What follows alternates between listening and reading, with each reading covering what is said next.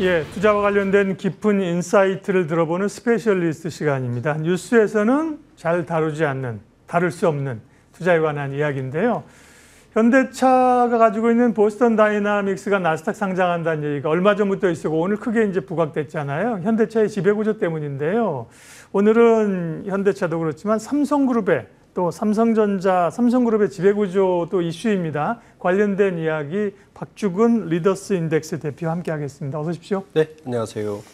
뭐 시장이 뜨거운데 그죠? 네. 삼성전자 주주들만 지금 좀 소외된 그죠? 네. 오늘 그래 올려서 6만 원 와 있는데요. 삼성전자 주가가 이렇게 눌려 있는 이유는 물론 뭐 반도체, HBM 이런 게 약해서이긴 하지만 지배구조 관련된 것도 영향이 있을 수 있나요? 전자의 경우에도 일 수는 있는데 그렇게 전자는 지배구조의 영향보다는 네. 뭐 본원의 경쟁력 네, 때문이라고 네. 봐야 되겠죠. 네, 네. 지금으로서는. 네. 네. 그러니까 이제 지배구조 얘기는 삼성그룹 전체적으로 중요하고 전자에도 영향을 미치지만 최근에 주가 못 오른 거 그걸 설명하기 좀 어렵다. 네, 그렇죠. 뭐 이미 사실 삼성전자의 주가는 뭐 많은 투자자분들에게 희망 고문을 하고 있는 거죠. 그렇죠. 네. 이미 6만 원 박스권을 벗어나는 것도 지금 쉽지 않고 네. 지금 그 새 정권 들어서서 허니문 랠리를 계속 달리고 있는데 삼성전자만 사실은 유독 빠져 있는 듯한 느낌이란 말이에요. 생각해 보면 지난해에 전 부회장이 취임을 하면서 반성문 비슷하게 지난 3분기에 발표하지 않았습니까? 본원적 경쟁력을 높이겠다라는 네. 말을 이야기하고 전영현 부회장. 예. 그렇죠. 이미 한 거의 10개월 이상 지금 간 네. 상태란 말이에요. 그런데도 여전히 저는 거기에서 빠져나오지 못하고 있는 게 네. 사실은 이번 삼성전자의 주가가 박스권에서 벗어나지 못하는 가장 큰 이유라 봐야죠. 특히 이번 달도 지금 마감되어 있는 게 하나 예정이 있었죠. 원래 발표한 게. 이게 뭐냐면 HBM 이야기예요. 네. 지금 HBM3E 12단 최신 칩을 지금 6월 중에는 론칭해서 테스트를 통과하겠다고 발표를 이미 공언을 했었어요. 지난번에. 네. 이제 일주일 남았습니다. 네. 이 부분에 대해서도 아무래도 이것도 하반기로 넘어가는 것이 아닌가. 뭐 HBM에 대한 그 엔비디아에 대한 기대감은 없고요. 삼성전자는 이미 다 사라졌어요. 네, 네. 네. 이제 전체적으로 수급에 대한 기대감 좀 올라오는 게 이제 있는 거고요. 오히려 뭐 마이크론이나 이런 기대감이 있습니다. 오늘은 이제 뭐 반도체 업황보다는 삼성그룹의 지배구조나 이런 걸 보기 위해서 얘기를 하니까요. 관련해서 얼마 전에 삼성바이오로직스가 인적 분할을 했습니다. 네. 그게 삼성그룹의 이런 그림하고 관련이 있는 건가요? 삼성물산이나 삼성바이오에서는 부인을 하고 있는데 네. 제가 볼 때는 아주 밀접한 연관이 네. 있다라고 저는 보입니다. 왜냐하면 삼성그룹의 지배구조는 쉽게 이야기를 하면 오너일가, 이재용 회장을 비롯한 오너일가가 삼성물산을 지배하고 네. 삼성물산이 전자를 지배하는데 5%밖에 안 돼요. 네. 그러니까 생명이 전자를 8.5% 대주주란 말이에요. 그래서 이재용 회장이 이건 회장 사후에 삼성생명의 지분을 또 상속을 많이 받았죠. 네. 오너회사보다. 그래서 10.4%를 들고 있으니까 결국에는 물산과 생명을 가지고 삼성전자를 지배하는 걸 가지고 있는데 여기에는 항상 리스크를 안고 있죠. 예, 바로 보호문법이라는 리스크를 안고 있습니다. 금산 분리의 취지를 가지고 있고 특히 이번에 그 이재명 정권이 들어서면서 이 보호문법에 대한 리스크는 더 커졌다고 봐야 되는 거거든요. 이 보호문법은 뭐냐 하면 아시다시피 일정 금액 이상 삼성생명의 경우에는 약 2.5% 3%까지만 그 의결권을 행사할 수 있고 만약 법이 통과된다면 나머지 그 초과되는 지분에 대해서는 의결권이 행사할 수 없습니다. 이렇게 되면 지금 토픽에서 보듯이 삼성전자의 지배권이 물산 5%를 유지할 수 있는데 생명이 지배하는 8.5% 중에서 약 5%에서 6%가 의결권 행사가 금지되니까 제한이 되니까 이 부분 리스크를 항상 상존하고 있는데 지금 2015년 이건희 회장의 쓰러진 이후에 삼성그룹이 지배구조 개편을 삼성물산과 뭐 에버랜드 합병이라 제일모직 합병이라든지 여러 과정을 통해서 지금까지 왔는데 이 부분이 마지막 퍼즐이라고 봐야 되거든요. 그러면 저 5%를 그러면 물산이 어떤 식으로 인수를 할까라고 고민의 여러 가지 시나리오 중에서 가장 유력한 시나리오가 바로 삼성바이오로직스입니다. 지금 보시면 네. 삼성물산이 삼성바이오로직스의 대주주입니다. 43%를 들고 있어요. 네. 이번에 삼성바이오로직스를 인적 분할을 하는 거죠. 하게 되면 삼성바이오로직스와 삼성 에피스홀딩스로 인적 분할이 되는데 네. 저 삼성바이오로직스는 이미 상장되어 있는데 삼성 에피스홀딩스가 또 상장을 하겠다는 거 아닙니까? 물론 삼성 측에서는 5년 후에 상장을 하겠다 그러지만 저게 상장이 되면 저 43%의 가치가 지금 추산하기로 한 29조 정도 됩니다. 네. 네, 그러면 삼성생명이 처분해야 되는 삼성물산을 확보해야 되는 그걸 받아줄 수 있다. 받을 수 있는 금액과 거의 비슷합니다. 네, 그러니까 아주 절묘한 거죠. 그러니까요. 네, 그래서 삼성 측에서 아무리 부인해도 네. 이제 저 같은 사람들이 봤을 때는 이거는 마지막 퍼즐을 하기 위한 시동 건 것이다.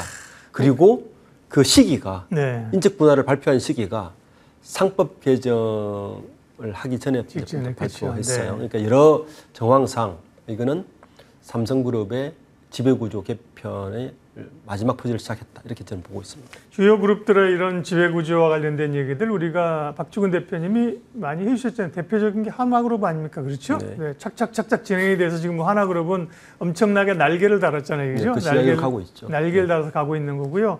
삼성그룹도 그러게요. 바이오로직스하고 상관이 없어 보이는데 아까 그림에서 보면 그죠? 이게 다 큰 그림들을 그려 여기 이제 삼성그룹에 있는 이런 기획에 있는 분들은 얼마나 머리를 짜면서 사실 고민하겠어요, 그죠? 네. 저 그림에 안 보이는 뭔가가 선들이 있는 거예요. 그걸 이제 읽어주신 거고요.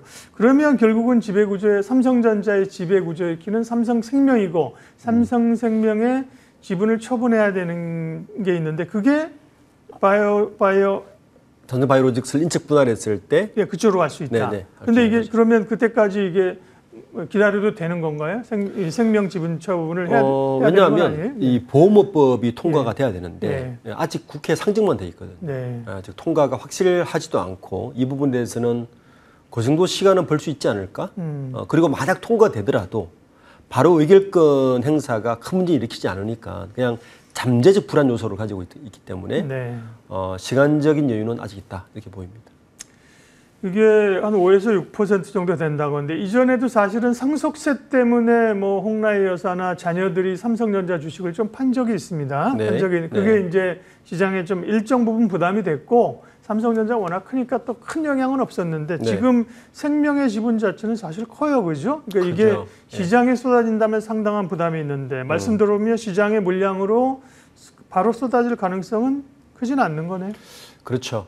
이게 시장에 물량을 쏟아내서 할 방법은 아마 택하지 않을 것 같고요. 네. 시장 충격을 주니까. 예. 그래서 지금 할 수 있는 방법은 전자 지분을 물산에 넘기고 물산에 보이는 삼성바이오로직스 지분을 스왑하는 방식, 막교환하는 방식으로 이게 수년 전부터 시나리오를 그렇게 예상을 했어요. 네. 그러니까 시장 충격을 최소화하면서 지배 구조를 완결을 시키는 그러니까 스왑 방식이 가장 합리적으로 보는 거죠. 아까 그 표 한 번만 그림 한 번만 보여주세요. 그러면 결국은 삼성바이오로직스의 분할이 그냥 한 게 아니다, 그죠? 네. 자, 이제 치트키가 있다는 걸 좀 화면 좀 크게 좀 보여줄 수 있나요? 그러니까 삼성 에피스홀딩스가 생명을 지분을 받고 그거를 물산이랑 교환을 하게 되면 결국은 물산이 삼성생명 지분을 우회적으로 가져가니까 삼성전자에 대한 지분을 강화할 수 있다. 네. 이런 그림입니다. 거기에 뒷받침할 수 있는 또 근거가 뭐냐면 네. 최근에 삼성생명이 네. 삼성화재를 자회사로 편입시켰어요. 예. 이렇게 되면 아까 그 지분 구조에서 보면 네. 삼성생명이 화재, 카드, 증권, 자산운용을 다 가지고 있는 일종의 중간 금융지주사의 그림이 완성이 됩니다. 이게 같이 이루어졌어요. 예. 그러니까 삼성화재의 자회사 편입하고 끝나고 나서 인적 분할을 같이 하니까 그러면 저기서 그림에서 보시면 저 고리를 끊어내면 삼성그룹은 생명을 중심으로 한 금융 지주사와 금융사에서 하나가 덩어리가 생기고 가고, 예. 그리고 물산을 중심으로 한 산업 부분에 완성되는 거죠. 이렇게 되면 삼성그룹의 지배구조는 완전히 완성되는 겁니다. 네. 그런 그림들을 이제 그리고 있는 것 같습니다.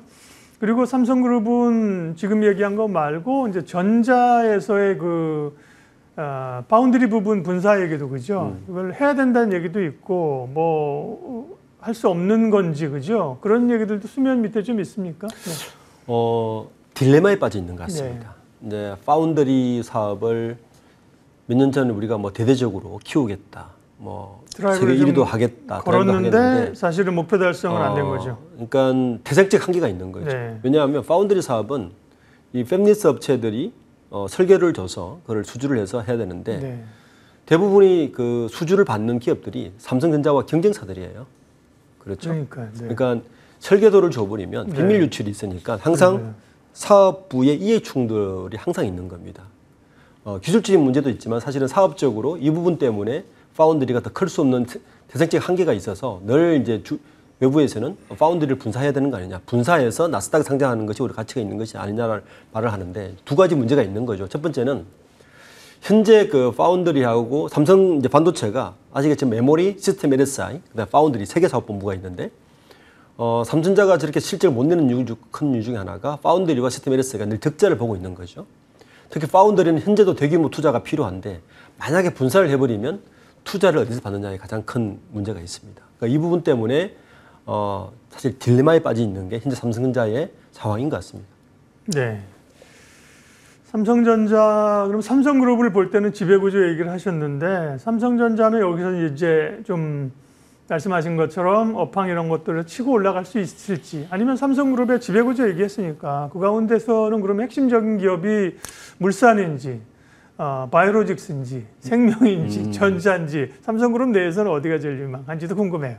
저는 일단 물산입니다. 아, 예. 예, 물산은 기본적으로 자사주도 꽤 보유하고 있고요. 그렇죠. 네. 그리고 인적 분할해서 만약에 이 시나리오대로 간다면 물산의 밸류가 가장 높아지겠죠.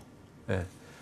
그리고 생명도 약간 덕을 볼 거라 봅니다. 네. 왜냐하면 일단 이게 물산을 통한 지배구조가 이쪽에 분리가 되면 생명은 중간금융주주가 되기 때문에 중간금융주주가 되는 순간 굉장한 밸류업을 할 수밖에 없는 상황이거든요. 지금 금융지주사처럼. 네. 그렇기 때문에 저는 물산과 생명이 만약에 이제 지배구조 개편이 들어간다면 가장 반사이익을 볼 수 있는 종목으로 보입니다. 네.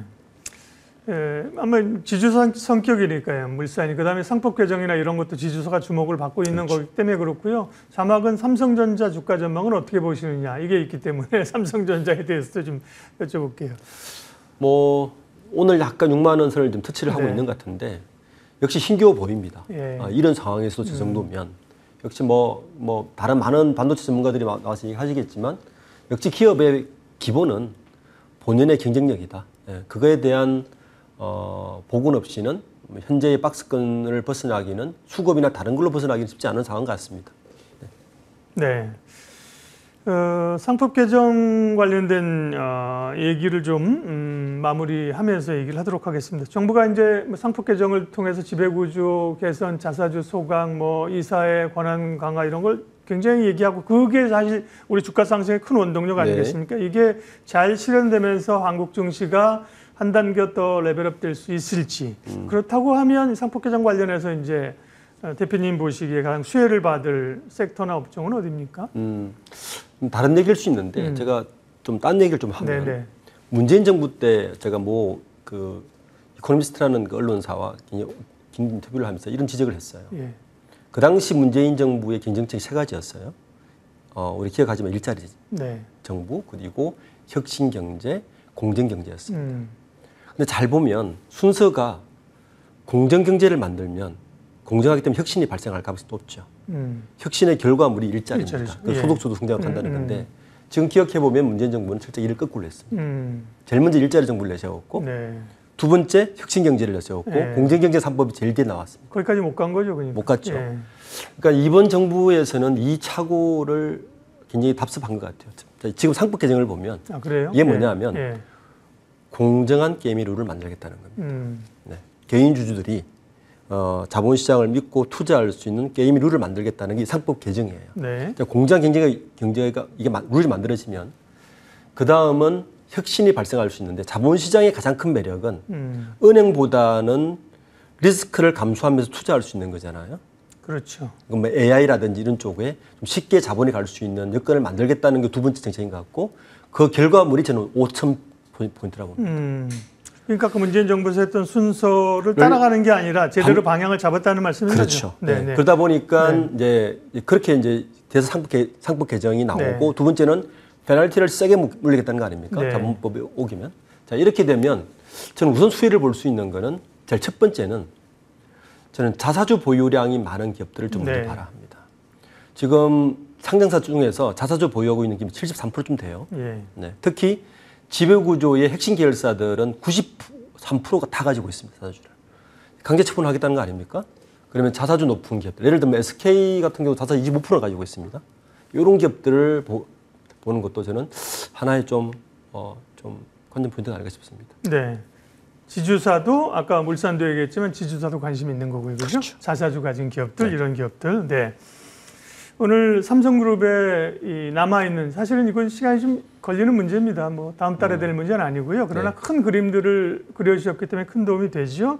그리고 상폭 개정안까지 봤고요. 내일 스페셜리스트 시간에는 중동 전쟁이 어쨌든 단기의 마무리 국면으로 갑니다. 관련된 변수와 전략들, 또 외환시장의 변화들, GFM 투자연구소 이진우 소장님과 함께 살펴볼 거고요. 수요일 오후 4시 30분에 저희가 머니투데이에서 하는 MTN 투자학교 개국 기념으로 특집 방송을 합니다. 코스피 5천 시대에 어떻게 투자할 것인가 이어서 AI에 투자하라. AI 기업에 어떤 AI 기업에 투자해야 될지, 또 AI를 통해서 어떻게 투자할 수 있는지 방법을 이권희 대표와 황인환 대표 두 분께서 알려주실 겁니다. AI는 뭐 지금 네이버도 그렇고 엄청 뜨겁잖아요. 관련된 답을 드릴 수 있으니까. 네, 수요일 오후 4시 30분 머니투데이 유튜브에 많이 와주십시오. 오늘 스페셜리스트 리더스 인덱스 박주근 대표님 인사드리겠습니다. 고맙습니다. 네, 감사합니다.